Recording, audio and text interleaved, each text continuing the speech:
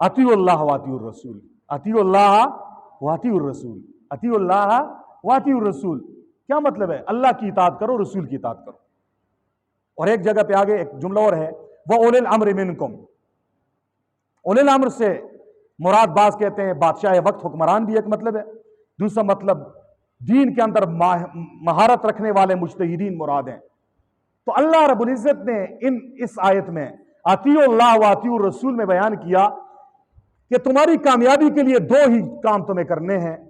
वो क्या है? नंबर एक, अल्लाह की इताअत करनी है। नंबर दो, रसूलुल्लाह की इताअत करनी है। और रसूल से मुराद कौन है?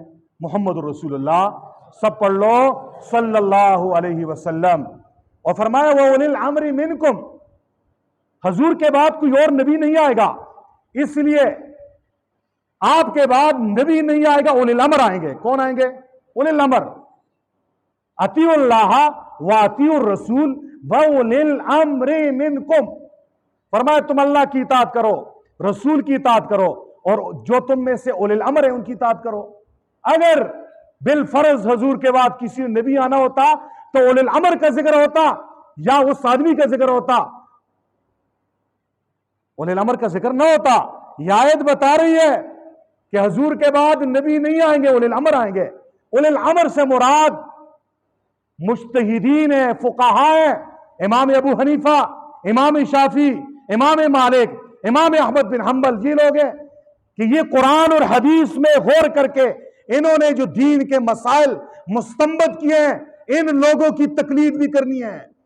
आज एक फितना और है, फितना इनकारे तकलीद वालों का, गैर मुकल्लिदियत, फितना अहले हदीस, जो अपने आप को अहले हदीस कह रहे हैं हमें सिर्फ कुरान काफी है, सिर्फ हदीस काफी है, बस दो ही।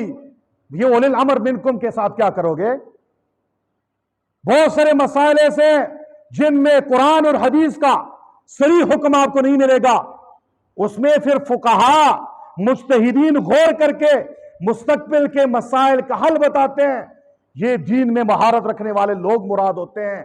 इसलिए ये आयत जहां पे इससे खत्म नबूवत का अकीदा साबित हो रहा है, इसी तरीके से जो है तकलीद का मसला भी साबित हो रहा है कि हम चार आइम्मा में से किसी एक इमाम की तकलीद करेंगे, फिर भी करेंगे, फुरुआत में उसका कहना मानेंगे।